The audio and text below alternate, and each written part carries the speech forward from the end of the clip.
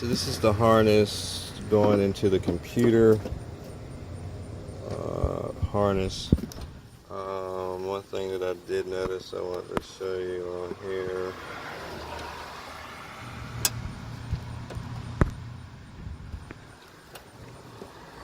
I touch these pins.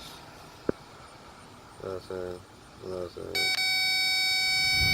so you see right there, I get a clear.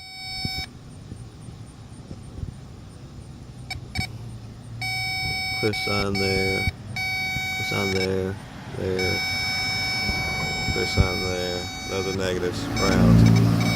But when I touch that ground right there,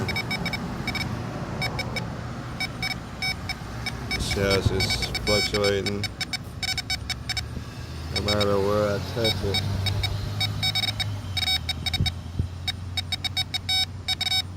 So I think this might be my problem.